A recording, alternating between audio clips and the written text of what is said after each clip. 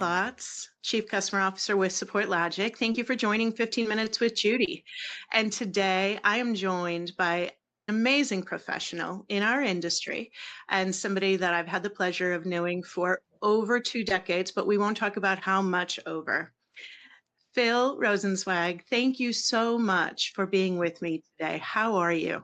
I'm doing well. Thank you for inviting me into this. Phil, do you want to take a moment and talk a little bit about your background for everyone? Sure. For the past 20 years, I've been focused on helping people with communication skills, whether it's customer support, customer service, help desk, tech support, and also sales. So it's all about communication skills, how to speak in a positive approach. What do you do when you have to deal with difficult people or people that are mad and they're talking to you? How do you diffuse that? And then in parallel to that, how do you help the frontline managers be good coaches in that world? So that's been my focus really for the last 20 years. Now I'm working with a company called Kevin Eikenberry Group.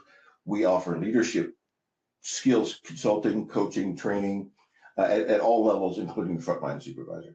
You have been instrumental in helping a lot of support organizations. You and I had the ability to work together at TSIA.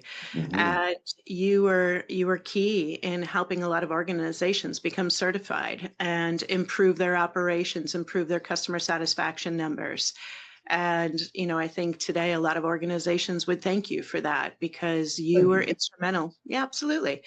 Your role in selling to sales and selling to operations and selling to, leadership, it's valuable. And, support leadership, success leadership, they don't have a lot of time. So your approach is always to come in and get straight to the point and straight to the fact and, be a listener to what is really, going on for them and how to guide them effectively. And I know through my time with you, it was always well appreciated how you approach customer issues. You are a great partner. The experience that I had with you in charge of the customer success division, I think, research at TSIA, was it customer success? It was success and support. Yes. Okay, sorry. So the partnership we had during that whole period of time, it was a blast. And I came to thoroughly love you and respect your ability, and just a lot of respect there, my friend. Oh, thank you, Phil. Thank you so much. You've worked with hundreds, if not thousands, of organizations over the years. Mm-hmm. What will help support teams change the game for them?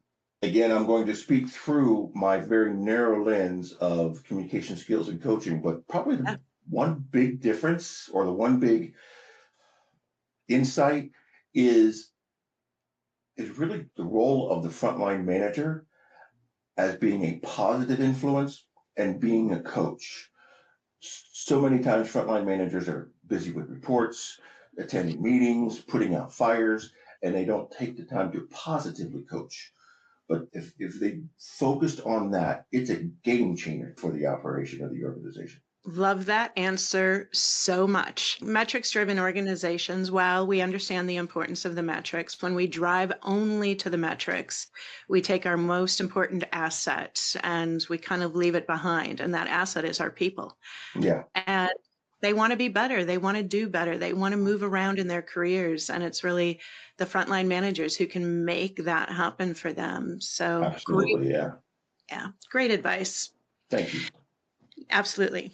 Tell me in your career, and again, we won't talk years or decades, one moment in that career of yours that shifted how you looked and how you interacted with customer support teams. You mentioned our partnership with TSIA and my role at selling the project with the client. Once it was sold, I took a back seat for a while and let the training team do their thing. But then at the end of it, I had to come back in and help them get to what were the results. And we talked about it from the very beginning in the sales process. How will you know how this program is going to be measured? How will you know if it's a success? And that's important because TSIA needed to have metrics that said, here's, as a result of this program, here are the results that occur, because that's how they got the award, by showing improvement. So my biggest career shift was when I was taught a training evaluation model that helped companies get to that data. It's one thing to get to the data. They typically knew what their CSAT was before and after, or time to resolution, or some kind of productivity metric before and after. So they'd have the data. But how do you isolate the impact on training on those results? And that was the game changer for me. It's based on, in fact, I have it. It's called Return on Investment by Dr. Jack Phillips.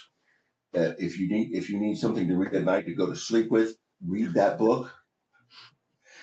It's a great book. I used that book and I was trained on that methodology.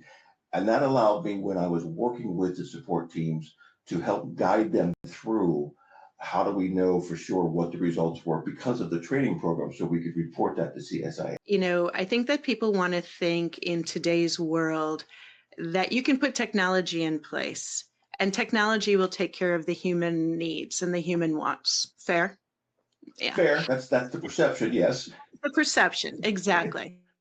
And I think now with AI coming on board in the absolutely dynamic and fast-paced way that it is, right? Yeah. There's a lot of anxiety in the workforce. There's a lot of feeling in certain levels of the organization that AI can be the co-pilot. AI can be the guide. And maybe there needs to be a bit less emphasis on training because we can how do we want to say, supplement or augment, right? Our human staff. So how do you think organizations today should look at tech as a complement to enhance the people, to enhance the support experience, but keeping it still personal, because it is still the people who are going to be front and center when resolving problems with customers? Yes. And you just hit it on the head. It's still people talking to other people. And AI can give you prompts and suggestions and scripts and get you even maybe 80-85% of the way there in terms of helping the support person, but you've got to take it the rest of the way, and you need to know how to take it the rest of the way, and that's where training comes in. When everybody thinks of training, they think of an event. There's an old stat from ATD that says for learning to be effective, the training event is only a quarter of the process. Another quarter of it is how you set it up appropriately. Do you have their buy-in? Do you know what you're training and how you're going to deliver it? Do you have manager support? Do you have executive support? You have everything in place. That's still only at 50%. What happens after the training with coaching and reinforcement is 50% of what's needed for effective learning to occur. I can help with that, but it's still people talking to people, and the coaching and the reinforcement. And that's where and coming back to what I said before about that frontline manager, making sure that they have the time and the ability to provide feedback and coaching and provide a reinforcement. Now, AI can do a reinforcement, be great for reinforcement tools, because exercises and role plays, AI can help with that. It's what's important is the positive environment, positive feedback comments versus constructive or negative feedback. I think it's supposed to be a ratio of like 5 to 7 to 1. Managers don't think that way because they're always putting out fires and trying to fix things, instead of stopping to say, hey, this is what's going well, let's celebrate that. Research from Gallup says that the number one reason people leave is because of their boss, their supervisor. Over 50% leave because of who they report to. So if that manager in the form of a coach can be positive, you're going to reduce your employee turnover. I love all of what you said in that answer. And, I think a challenge for our listeners, start it today. Put a piece of paper there next to your desk. Just put a check mark every time you said something positive, sent a positive Slack message, Teams, and see, how much can you get in there every day? And, if you have those shout out channels that you use, we have one here at SupportLogic. How often are you in there posting, whether it's, something about a customer, maybe somebody just did something nice and you saw it happen real time, right? Call those things out, because you are right. It makes such a difference. And the world feels heavy right now. You have a constant theme, which I appreciate about you. It is the positivity. It's looking for the moments to call out. And again, with continuous focus on improvement, some of those basic things that people do think are basic, they don't need to change. We've been doing it for 30 years. Keep doing it for 30 more, right? Right. Maybe you automate your board because you're remote, and maybe there's a Kanban board that you go to and you see everything and people post. something like that, right? I think that's a good way to. Yeah, we have Yeah. at Iconberry, we have an internal messaging system, and it has different, and then there's different sections of it. One's water cooler, if you want to just throw something out there. One is kudos. So if you Yeah. want to say something, not you throw that in there. Now, many of your listeners are going to, I'm guessing that some of them are going to be rolling their eyes thinking, oh my gosh, I've got problems about having to deal with. Are you crazy? Yes, I am. And you can talk to that, Judi. So yes, you have to put out fires. Your job is tough as a frontline manager, and you're pulled in 10 different directions. And it's really your manager's job to make sure that you have the time to do some of the things we're talking about. That's on them to help you do that. When you think about a good leader, a good Mhm. manager, whether it's support operations, any place across the board, what are the traits that just stay constant? We hear a lot today, we should have empathetic leaders, we should have Mhm. servant leaders, we should have a mindset of curiosity, all of these things. Mhm. But sometimes you're looking for that unicorn when you try to put all of those traits into a person. What are the standout traits for you that you've seen over the years? If you're trained on how to coach, that's important because there's a right way to provide positive and constructive feedback. But the answer to your question, I think, is pervasive in communication skills in general, whether you're customer service, inside sales, your frontline manager, and that's listening. The listening skills, being in the moment, listening to not only the words, but the feelings, the intent, clarifying, confirm back what you've heard. The skill of listening, I feel like it's getting lost. And that works at all levels.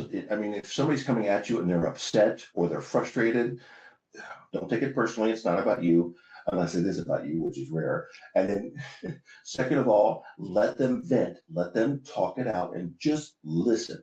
Half the time, that diffuses it to the point where then you can then take it the rest of the way. So listening skills is huge. What are you going to be working on for the next 3 months? What's top of mind for you? My job is to look for new opportunities, not take the leads that are coming in. And that's a change for me over the last few years. So my goal over the next month to 3 months is to figure out what works, get a system in place that generates results that can be replicated so that I could, not only can I continue to grow, but then the team can grow and add more salespeople. That and supporting my wife. My wife, I love my wife. She deals with a really tough, she has a tough job. She's a clinical psychologist, and she works with trauma focused and children. So my other task is always to support her with what she does. That was probably unexpected and not what we're talking about, but I get to plug my wife any chance I get. And you do that. And I love that about you. I love any person who, brings their other half into a conversation and the pride and love shows through. My last question for you. Mhm. Describe the perfect day and what you would love about it. Chilly day, maybe even cold.